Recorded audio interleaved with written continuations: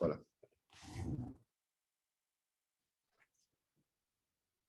Donc, tout le monde, on connaît Zayn Adar, le Yortzeit de Moshe Rabbeinu, l'anniversaire, le Yortzeit de Moshe Rabbeinu. Zkuto yagen alenu. Le shiur Yilul Nishmat, Masoud ben Rachel Elbaz. Premier shiur de la semaine. Et aujourd'hui, on fait un premier shiur. On verra la semaine prochaine si on pourra en faire encore d'autres.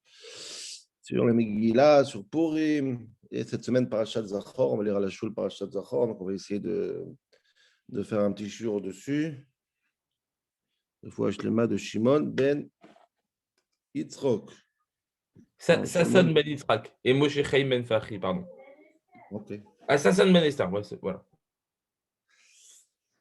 Et aujourd'hui, le shiur que je vais faire, il va être basé essentiellement sur un Shem Shmuel. Ça fait longtemps qu'on n'a pas étudié un Shem Shmuel. Donc, j'ai pris le Shem Shmuel pour faire le shiur à 80%. Après, on rajoute un peu à droite, un peu à gauche. Un peu de piment ici, un peu de piment là-bas. Top, on y va. Alors, le Shem Shmuel, il ramène cette semaine dans la paracha. En Purim, pas dans la paracha. Il ramène quelque chose que son grand-père a dit. Son grand-père, c'était le fameux Rabbi de Kotsk, Mendel de Kotsk. Mendel de Kotsk, qui disait comme ça. Kol ha-moadim nichlalim bepurim. Écoutez bien cette notion, on va y revenir après la fête, je l'amène après le shiur. C'était juste un titre de préface pour entrer dans le shiur. Dit le Rav Kotsk, toutes les fêtes juives, du calendrier juif, en fait, ils sont intégrés dans la fête de Purim. Quelles sont les fêtes juives? Il explique son petit-fils, le Shem Shmuel. Il y a 5 fêtes juives essentielles. Pesach, Shavuot, Rosh Hashanah, Yom Kippour et Sukkot. On s'est dit. Et les 5 fêtes juives sont intégrées dans Purim. Maintenant, on dit le Shem Shmuel, c'est intéressant qu'il y a 5 dates. Purim, il a 5 dates. Nous, on fait un jour de Purim, mais la Mishnah dit qu'il y a 5 dates dans Purim. Il y a 5 jours qu'on peut commencer à lire la Megillah. On peut commencer à lire la Megillah le 11, le 12, le 13, le 14 comme nous, le 15 comme à Jérusalem. Du le Shem Shmuel, donc les 5 dates, 11, 12, 13, 14, 15, c'est les 5 fêtes. Le 11, c'est Pessah, le 12, c'est Shavuot, le 13, c'est Rosh Hashanah, etc., etc. Ce qui nous regarde à nous, c'est quoi? D'après le Shem Shmuel, ce qui est important, c'est que nous, on a 2 dates essentielles pour Purim. Il y a comment nous, on lit, et il y a comment Jérusalem, ils lisent, les villes qui sont entourées. Nous, on lit le 14, et en Israël et Yerushalayim, ils lisent le 15. Donc, il y a 2 dates essentielles qu'on a retenues pour Purim. Et c'est les 2 dernières fêtes, c'est ça qu'on va voir aujourd'hui, c'est Yom Kippour et Sukkot. Nous, c'est Yom Kippour. Ceux qui lisent le 14, c'est parallèle à Yom Kippour. Et ceux qui lisent le 15, c'est parallèle à Sukkot. Et on va essayer de comprendre qu'est-ce qu'il voulait dire le Rav de Kotsk. Ça veut dire quoi? Que les 2 fêtes, les 2 jours essentiels de Purim, c'est-à-dire le 14 et le 15 Adar, sont parallèles aux 2 dernières fêtes de la liste, c'est-à-dire Yom Kippour et Sukkot. Mettez ça de côté, c'est juste une préface pour entrer, pour comprendre qu'est-ce qui se passe dans Purim, les 2 jours de Purim essentiels, et ces 2 fêtes-là essentielles dans le peuple juif, Yom Kippour, il n'y a pas que Yom Kippour, et Sukkot qui suit Yom Kippour. Ok? Maintenant qu'on a compris ce qu'il dit le Rav, maintenant qu'on a dit ce qu'il dit le Rav de Kotsk, je voudrais rentrer un peu dans la Megillah, poser 2-3 questions sur l'histoire de Purim, l'histoire de Amalek, Parashat Zachor, et essayer de comprendre qu'est-ce qui est vraiment l'ADN d'Amalek, de Haman, de Esav, et c'était quoi l'enjeu de Purim et l'enjeu de la Yehudi, Maïta, Orav et Simcha, Sasson Vikar, comment la Megillah se finit. Alors, ce qui est très intéressant, c'est que je vais prendre 2-3 trucs de la Megillah elle-même, dans l'histoire, et grâce à ça, rentrer un peu dans l'histoire de la Megillah. Première chose, premier détail, encore une fois, je vous dis, on peut prendre dans la Megillah chaque détail et poser 5-6 questions. Et après, on est obligé un peu à droite à gauche, parce qu'on n'en finit pas, la Megillah est tellement de détails. Aman, notre cher Aman, il vient chez Achashverosh avec une proposition. Et cette proposition, Rabotai, d'après le Shem Shmuel, elle est l'ADN et le sens même de Purim. Si tu ne comprends pas cette proposition, tu ne comprends pas Purim. Tu ne comprends pas Amalek, tu ne comprends rien du tout, c'est ça qu'on va voir aujourd'hui. Alors, commençons par le début. Vient Aman chez Achashverosh pour que Achashverosh fasse un décret contre le peuple juif, et il dit comme ça. Yeshno Am Echad, Mefuzar ou Meforad ben Amim, ben Kol Medinot Malchutecha. Il y a un peuple qui est, alors je vais essayer de traduire bien, c'est très important pour le shiur, qui est Mefuzar, c'est-à-dire qui est éparpillé, qui est Meforad, c'est-à-dire qui est séparé, qui est coupé de, éparpillé et coupé. C'est un peu bref, un peuple qui est éparpillé partout, quoi. Vedatehem shonot mikol am. Et leur religion et leurs lois sont différentes de toutes les lois. Vedate amelech enamosim. Ils ne font pas les règles du roi, ils n'écoutent pas le roi, ils n'écoutent pas la loi, en fait. Et le roi ne doit pas les laisser vivants. Si le roi il veut sa survie, si le roi il veut s'en sortir, il faut qu'il extermine le peuple juif. Ça, c'est ce que Haman dit à Achashverosh. Achashverosh, il adhère tout de suite et il dit il n'y a pas de problème. Il enlève sa bague, il donne à Haman. Vas-y, il n'y a pas de problème, je signe ton décret, il n'y a pas de souci. Ça, c'est là que ça commence la tsara de Purim. C'est là que ça commence, mamash. Là, il y a une question que, là, je vous dis la vérité, je ne me suis pas pensé à cette question, mais elle est évidente. Je ne sais pas si certains d'entre vous lisent la Megillah, le Balei Korim, mais on connaît tous la Megillah. Il manque un mot dans cette proposition. Haman, il dit il y a un peuple qui est séparé, qui est éparpillé, qui fait pas la loi, qui ne t'écoute pas, et il faut les exterminer. Qu'est-ce qui manque? Il manque le nom de ce peuple. C'est qui ce peuple?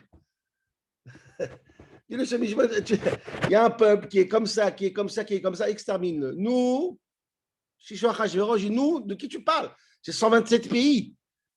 J'ai des dizaines ou des cinquantaines ou 60, 70 nationalités. 127 pays. Il y a des tribus, il y a des trucs, il y a 1000 choses. Donne-moi, Ristor, donne-moi de quoi tu parles. Non, c'est évident. Alors, je vous dis quelque chose. Dans Chazal, chez nos sages, il y a deux avis. En général, il faut que c'est sage pour sager pour Purim. Est-ce qu'Achashverosh est vraiment un antisémite ou pas? Est-ce que c'est vraiment un antisémite? A priori, moi, je pense dans le Pshat, il n'est pas antisémite. La preuve. Ils vont tous être invités au Michté, ils vont tous être invités au Michté de... Il n'est pas antisémite. C'est Haman l'antisémite. Achashverosh n'est pas antisémite. Malgré que la Gemara, elle dit que Achashverosh et Haman, c'est comme quelqu'un qui a un trou dans son jardin et l'autre, il a de la terre. Et donc, lui, il est intéressé par ça, lui, il est intéressé par ça. Celui qui a de la terre, il cherche le trou, celui qui a le trou, il cherche la terre. Achashverosh, Haman, ils voulaient les deux l'extermination du peuple juif. Mais ce n'est pas le pshat de la Megillah. Après le pshat, Achashverosh n'avait rien contre les juifs. Il n'y a pas de raison quand Haman, il dit il y a un peuple qui, il n'y a pas de raison qu'Achashverosh, il a un réflexe de dire ah ouais, les sales juifs. Il n'y a pas de raison. Il n'est pas antisémite. Je vous dis encore une fois, il invite les enfants au Michté. Je ne sais pas si vous vous rendez compte. Le Michté à Shushan, c'est un michté magnifique avec du vin et tout le monde est invité, hommes, femmes et enfants. Imaginez-vous comment les enfants ils courent à la choule. Imaginez-vous des centaines de milliers d'enfants qui courent dans le palais. Il faut vraiment vouloir. Chez nous, les enfants sont bien éduqués, comme on dit. Donc, il n'est pas antisémite. Donc, comment ça se fait qu'un man ne pense pas de donner l'histoire les Juifs, Am Israël, il y a un mot. Mordechai, il s'appelle Yehudi. Il dit Yehudim. היהודים אשר בכל מדינות המלך דתיהם שונות מכולם. C'est un pélé, il n'y a pas de nom. Ça, c'est la première question que je voudrais voir avec vous. Deuxième question, c'est la fin de la Megillah. Pour prendre le début, pour prendre la fin. Qu'est-ce qui se passe à la fin? Il y a le miracle. Et enfin, la Megillah, elle va conclure comme ça, les Yehudim Haïta, Ora vesimcha vesasson vika. Dit la Gemara, une Gemara très étonnante, on a parlé un détail il n'y a pas longtemps. Dit la Gemara, ça veut dire quoi? Que les Juifs, ils se sont réjouis, Ita Ora, la lumière, Simcha, la fête de Purim. La Megillah, les quatre définitions, Ora, Simcha, Sasson, Vikar, c'est pas Stam. C'est 4 mitzvot. Dit la Gemara, Ora, Zotora. Les Juifs, après l'histoire de la Megillah, ils ont récupéré leur Torah. Simcha, c'est Yom Tov. Ils ont récupéré leur Yom Tov. Sasson, c'est Brit Mila. Et Yekar, c'est Tfilin. Et ils ont récupéré ces 4 mitzvot. Ça veut dire que c'était interdit de ces mitzvot. Pourquoi Haman a choisi ces 4 mitzvot? Il n'y a aucune cause. Tfilin, Yom Tov, Torah. Même les Grecs, ils n'ont pas fait comme ça. Ils ont laissé étudier la Torah. Ils ont pris les mitzvot incompréhensibles. La guide Mila, Brit Mila, Kiddush HaChodesh. Là, Haman, il a pris 4 mitzvot super bizarres. Tfilin. Qu'est-ce qu'il a contre Tfilin? Il s'en fout de Tfilin. Alors, si tu interdis Tfilin, interdit Pessah. C'est quoi l'histoire? Je n'ai pas compris. On ne se rend pas compte. Mais si on dit la Yehudi Maïta Ora, les Juifs ont récupéré, ça veut dire que la Xéra de Purim, le décret de Purim, c'était d'interdire de mettre les tefilines, interdit de faire la Brit Mila, interdit de faire Yom Tov, interdit d'étudier la Torah. D'abord, ce n'est pas écrit dans la Megillah, mais pourquoi il a choisi ces 4 mitzvot, Aman? Quelle est l'idée? Je ne sais pas, moi. Il n'y a aucune raison de choisir la mezouza au tefilin, je veux dire. Mezouza à 8, tefilin, non. Tefilin, tu peux mettre en discret. Mezouza, tu ne peux pas mettre. Alors, imagine, toutes les maisons, il y avait des belles mezouzotes, on embrasse, mais tefilin, non. Nouma. C'est quoi ces cas? On ne parle pas tellement de ça et c'est intéressant Qu'est-ce qu'il a maintenant sur ces mitzvot? Très bizarre, très très bizarre. Donc, vous voyez, on a pris le début de la Megillah, début de la Xéra, Mefouzar ou Meforad. À la fin de la Xéra, le Yehudi Maïta Ora Besimcha, et j'essaie de comprendre pourquoi Aman se tait, ne dit pas le nom des Juifs, et pourquoi à la fin, les 4 mitzvot que les Juifs vont récupérer suite à la pendaison d'Aman et ses enfants, etc., c'est ces 4 mitzvot-là. Qu'est-ce qu'ils ont, ces mitzvot? Et dernière question pour commencer à entrer dans Purim, c'est Shabbat Zachor. Parce qu'Aman, c'est le petit-fils de Amalek, Kotzetz ben Kotzetz, il appelle, le petit-fils d'Amalek. Et Amalek, on va lire cette semaine dans la paracha l'histoire d'Amalek. Et qu'est-ce qui a marqué dans, c'est quoi? Qu'est-ce qu'il a fait? Qu'est-ce qui a marqué dans Amalek? Amalek, c'est une guerre farouche que le peuple juif doit mener pour l'éternité. Ça, tout le monde le sait. Et Rashi dit, Chazal, ils disent dans Tanchuma, pourquoi c'est important d'exterminer Amalek? Parce que tant qu'Amalek est vivant, il y a 2 choses qui sont en manque. Tout le monde connaît cette Gemara, c'est Chazal. C'est quoi les 2 choses qui manquent à cause de Amalek? Alors, dit Rashi dit En Akiseh Shalem, Ve'en Hashem Shalem.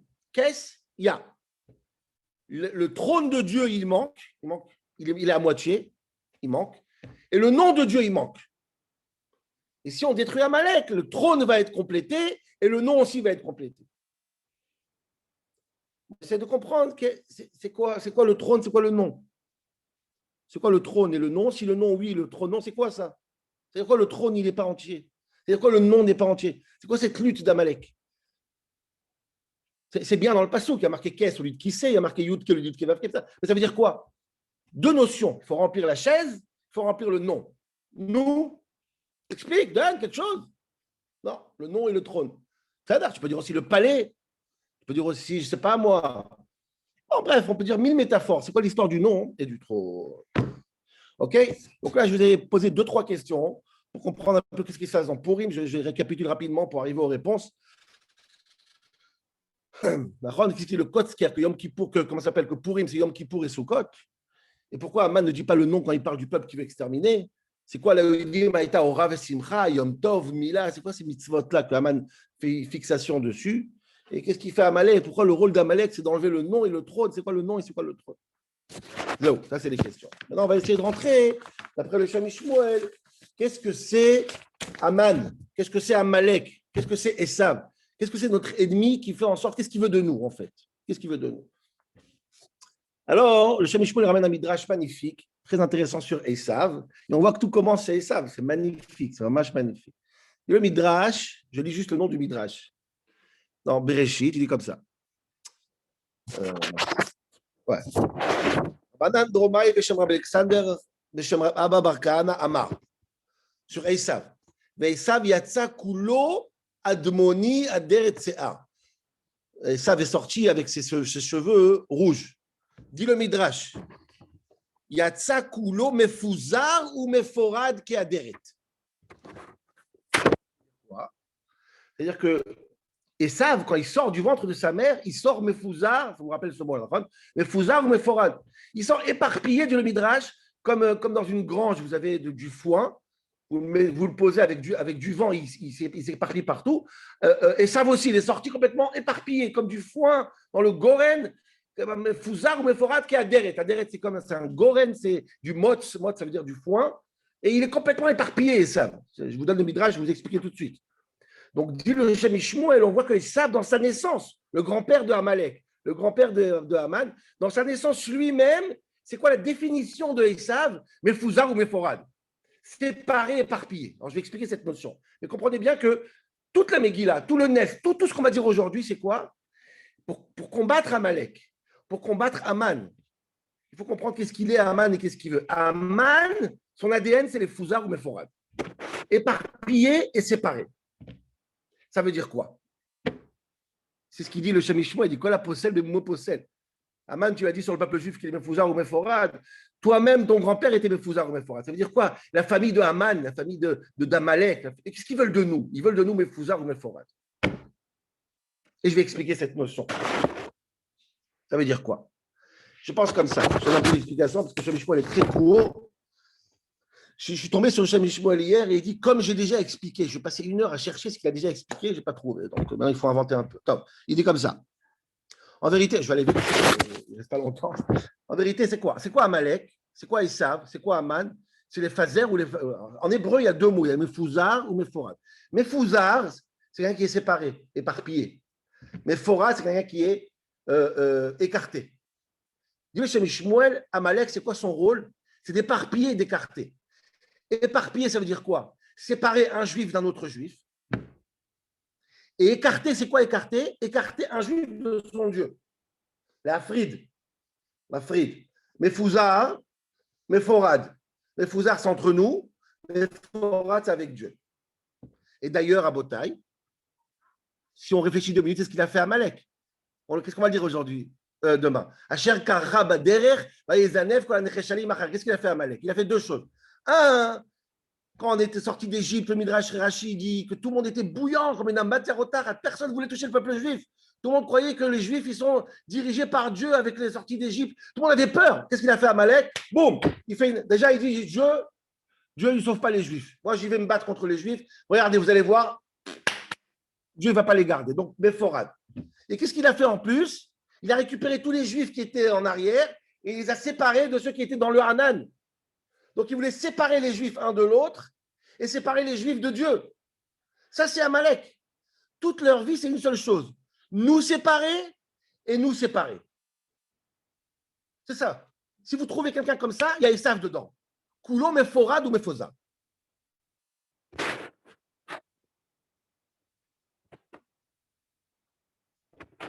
Le Shemishmuel, c'est pour ça, Rabotaï, c'est incroyable. Tant qu'il y a Amalek, le trône n'est pas rempli et le nom n'est pas rempli. C'est quoi le trône? C'est quoi le nom? Le nom, c'est Mephorad, le nom de Dieu, c'est-à-dire entre Dieu et nous. Et le trône, Dieu, il n'est pas assis quand ses enfants sont séparés. Dieu n'est pas assis. Un père n'est pas tranquille quand ses enfants se disputent. Et ça, c'est le rôle d'Amalek. Séparer les enfants de Dieu et séparer Dieu de des enfants. Mefouzar ou Mephorad. Vous allez voir jusqu'à où ça va, c'est incroyable. Le Shemishmuel, si vous comprenez ça, vous comprenez pourquoi Aman, il a fait obsession de ces 4 mitzvot. Brit Mila, Tfilin, Yom Tov et Torah. Ouais, j'ai envie de le faire sur texte avec vous, mais je vais essayer de faire par cœur. Le Shemishmuel, il y a 4 mitzvot. 2, c'est Mephozar et 2, c'est Mephorad. Torah et Yom Tov, ils ont pour but de quoi? De nous rassembler, nous tous. Non, excusez-moi. Torah et Yom Tov, le but sur quoi? De nous coller à Dieu. Tfilin et Mila, ils ont pour but pourquoi? Nous rassembler, nous tous, et je vais expliquer cette histoire. C'est quoi Torah, c'est quoi Yom Tov? C'est magnifique. C'est quoi Torah, c'est quoi Yom Tov? Le but de la Torah, qu'est-ce qui a marqué quand Dieu a fait la Torah? Va Yered Hashem el Har Sinaï, Dieu était en haut, il est descendu dans Har Sinaï. Qu'est-ce qu'ils disent nos sages? À partir de ce moment, Elionim vetartonim, avant Dieu était là-haut, Hashamaim, Shamaim la Hashem. Et la terre était en bas. Et Dieu, à Har Sinaï, il a fait quoi? Il a dit que dans le matériel, il y aura du spirituel. C'est ça, Har Sinaï. C'est le mariage de là-haut et en bas.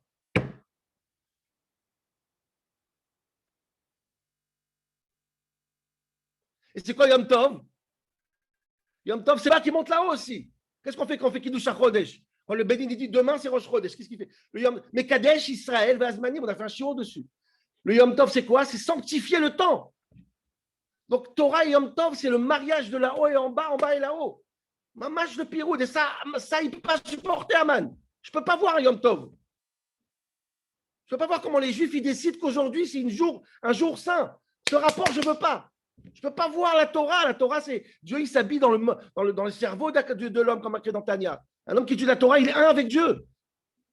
C'est comme enlacer le Dieu. Tu ne peux pas voir comment Dieu et l'homme sont collés. Impossible. Donc, c'est pour ça qu'il était contre la Torah et contre Yom Tov. Ça, c'est pour Mephorad. Et mais comment il a fait pour nous séparer, nous deux? Il a enlevé 2 mitzvot. Mila et Tfilin, c'est magnifique, le Shem Shmuel. C'est quoi Mila et Tfilin? C'est très, très beau. Le Shem Shmuel, il dit très rapide, je rajoute un peu. C'est quand la première fois que 2 personnes se disputent dans le Tanakh? C'est Caïn et Abel. Suite à quoi Caïn et Abel se disputent? Suite à l'histoire du serpent. Dit le Shem Shmuel, la orla, chaque enfant juif qu'on n'a pas enlevé le morceau de peau, le morceau de peau, c'est le serpent. C'est Tumat Anachash. C'est pour ça qu'il faut très, très rapidement l'enlever. Chaque seconde qu'on n'enlève pas, c'est très grave.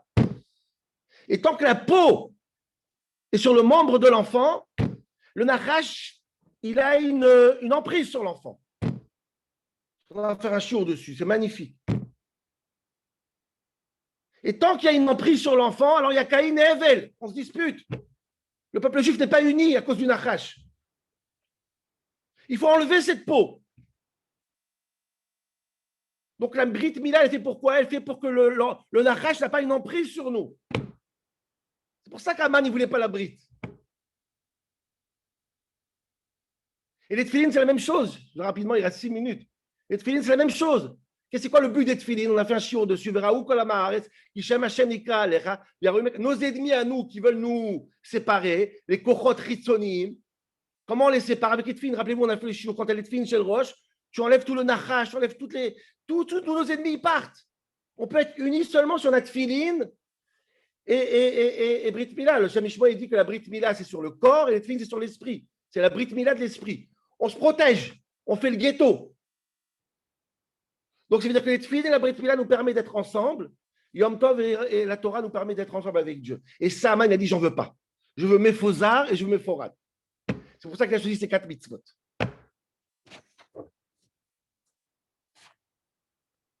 Dit le Shem Shmuel, je finis en 5 minutes, il faut aller jusqu'à la fin, c'est magnifique. Dit le Shem Shmuel, c'est pour ça que les 2 mitzvot essentiels qu'il y aura pour c'est quoi? Mishloach manot et matanot laevionim. Mishloach manot, dit le Shem Shmuel, à quoi ça sert? C'est Ishlereu. On donne des cadeaux à ses amis, pourquoi? Pour recréer le Mefouzar. On n'est pas séparés, on est ensemble. Pour rendre qui c'est Shalem. Matanot laevionim, c'est quoi? C'est la tzedaka. C'est quoi la tzedaka? La tzedaka, c'est la émouna que Dieu donne la parnassa à chacun. C'est que Dieu qui gère. Dieu, il gère le monde. C'est ça celui qui donne la tzedaka. Celui qui donne pas de tzedaka, il n'a pas d'émouna. Maintenant, la evionim, c'est mes forades. Quand je donne un cadeau à un ami, je fais le shalom avec lui. Quand je donne la tzedaka à un pauvre que je ne connais pas, je témoigne que Dieu, il gère le monde. Attends. Merci. Ça, c'est les 2 mitzvot. Maintenant, la evionim et shlach manot. C'est pour réparer les mefouzar ou mes forades. Si c'est comme ça, encore 2 détails, Rabotai, vous allez comment c'est tellement beau, on va répondre aux questions dans 2 minutes. C'est pour ça que, à mon avis, Yom Kippour et Sukkot, c'est les 2 jours de Purim. Yom Kippour, c'est quoi? C'est Mephorad, l'accaparant entre Dieu et nous. Et Sukkot, c'est quoi? Réouim, quand l'Israël est chef de Soukha Achat. La paix. Sukkot, c'est tout le peuple juif dans la même Soukha. Yom Kippour, c'est Mephozar, Mephorad. Yom Kippour, on fait la paix avec Dieu. Sukkot, on fait la paix avec son prochain. C'est ça la Soukha. Soukha de Shalom. C'est clair.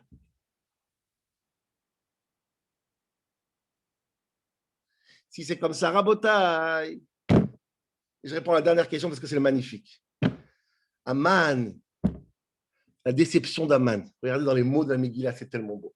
Aman, il est sûr que Achashverosh, avec son Miché, avec tout ce qu'il essaye de faire aux Juifs, lors de les inviter au palais, il essaye de faire d'eux des Juifs Mefouzar ou Mephorad, de leur rentrer comme le Nachash. Aman, Achashverosh, il veut assimiler les Juifs. Il va en faire d'un eux Mefouzar ou Mephorad. Et Aman, il vient et il veut ça comme Amalek. Mais qu'est-ce qu'il constate, Aman? Aman, il constate que même qu'ils sont séparés, les Juifs, dans 127 pays, et ils habitent avec, avec des goïms dans tous les pays. Au fond, un Juif, et ça revient au shiur d'hier du Haron, au fond, un Juif, il est inséparable ni de Dieu ni de ses prochains. Et ça l'a rendu fou, Aman. Regardez les mots de la Megillah. Yeshno am echad mefozar ou meforad. Il y a une contradiction. Il y a un seul peuple. Am echad, ça veut dire un seul peuple. Mefozar ou meforad, séparé. Alors, décide-toi, il est un ou il est séparé. Voilà ce qui a tué Aman. Il dit à Achashverosh, tu sais très bien ce que tu as fait. Tu les invites au palais, tu essayes de faire d'eux des gens qui sont plus reliés à leur Dieu, et tu essayes de rentrer le Nachash, les assimiler. Mais ça ne marche pas. Yeshno Am Echad, il y a un peuple qui est uni malgré qu'ils ont l'air d'être méforades. Unis malgré qu'ils ont l'air d'être méfouzards. Et ça ne marchera pas. Tu vas faire 3000 michtés. C'est impossible. Je n'ai pas vu les mots du Shem Mishmuel ici. Mais c'est impossible. C'est un peuple insupportable. Tu as l'impression qu'ils sont laïcs, mais ils sont croyants. Tu as l'impression qu'ils sont séparés. Mais quand, rappelez-vous, quand il y a un juif qui est au bout du monde, il a Tchalit, il est là-bas, le monde entier. Les juifs du monde entier sont. C'est impossible. Il est méfouzard ou méforad dans l'impression, mais il est améchad. Du Shem Mishmuel, je n'ai même pas besoin de dire le nom. Le seul peuple fou qui est méfouzard et méforad, à l'extérieur, mais à l'intérieur, il est améchad, c'est le peuple juif. Et moi, je pense, Rabotaï, que ça, c'est l'idée des déguisements pourris. L'idée de se déguiser Pourim, c'est de dire à toutes les nations du monde, malgré, je l'ai dit 100 fois cette histoire, cette idée, malgré que je suis déguisé à un Français, à un Américain, à un Argentin, à chaque pays où on est déguisé, on est comme eux. Au fond, on est Améchad. Tout ce que vous croyez qu'on est, en vérité, c'est juste un déguisement. Au fond, on est tous les mêmes. Au fond, dans le Pizour et dans le Piroud, en fin de compte, on est un seul juif uni. Le même juif en Argentine ou en Australie ou en Israël, c'est le même juif qu'il y a 2000 ans et qu'il y a dans 2000 ans. Ça ne bougera jamais. Ça ne bougera jamais. Ça, c'est Améchad. Et ça, Aman, il devient fou. Yeshno Améchad, mais Fouza. Il dit à Rachor, laisse tomber. C'est où l'extermination, ça ne marchera pas. L'assimilation ne marchera pas. C'est des gens qui ne bougent pas. C'est pour ça qu'il n'y a même pas besoin de dire le nom de Dieu, le nom du peuple juif. Rachor, j'ai compris de quoi on parle. Et ça, c'est l'idée de Pourim. Ça me rappelle, et je finis, il reste une minute, ça me rappelle une histoire magnifique dans le New York Times dans l'année 2000. Je finis une histoire pour Shabbat. Dans les années 2000, le New York Times avait une idée, quelle une il faut faire pour l'an 2000. L'an 2000, tout le monde se rappelle, je pense. Quelle une il faut faire? Il faut faire une extraordinaire, une spéciale. Quelle une choisir? Alors, ils ont réfléchi, ils ont essayé de faire comme ça. 4 unes. L'année 1900, l'année 2000 et l'année 2100. 3 unes, pas 3. L'année 1900, qu'est-ce qui s'est passé dans l'année 1900? La fin de l'année 1900, qu'est-ce qui s'est passé? Les vrais titres. L'année 2000, qu'est-ce qui se passe? Et qu'est-ce qui peut se passer en 2100? 3 unes. Pas trop original un peu. Ils ont fait. Regardez sur Internet, New York Times, si vous trouvez. Ils ont fait. En 1900, ils ont fait ce qu'il y a eu en 1900. En 2000, ils ont fait les ordinateurs, tout ça. En 2100, ils ont fait, je ne sais pas, les voitures qui volent. Je sais pas, ils ont essayé d'imaginer 2100. Regardez, c'est véridique ce que je dis. Si vous voulez, après, je vais retrouver le. Je l'avais il y a 2 ans, quand j'ai vu cette histoire, j'avais le morceau. Il y a une chose dans les 3 unes qui revient. En bas du New York Times, dans la une, en bas, il y a marqué comme ça. Vendredi, ça tombait un vendredi de la fin d'année, l'allumage des bougies de Shabbat, parce que dans le New York Times, chaque semaine, ils mettent les bougies de Shabbat. L'allumage des bougies de Shabbat sera à 17h30. Ça, il y avait en 1900. Ça y est en l'an 2000. Et en 2100 aussi, il y a la même chose. L'allumage des bougies sera. On a demandé au truc, pourquoi tu mets? Il dit, ça, c'est la seule chose qu'il y avait il y a 100 ans. Il y a maintenant, et c'est sûr que dans 100 ans, on aura ces Loubavi, je ne sais pas quel rabbin qui va en sorte qu'on mette tous les semaines dans New York Times ces bougies de Shabbat. Vous comprenez, c'est quoi? Yeshno Amechad, Mefouzar ou Meforad. C'est insupportable. C'est insupportable. Ça, Aman, il a craqué. Voilà, Rabotai. Shabbat Shalom. Chag Sameach, Purim Sameach, et la semaine prochaine, Bezrat Hashem. Merci. Grand shiur. Grand shiur. Vraiment.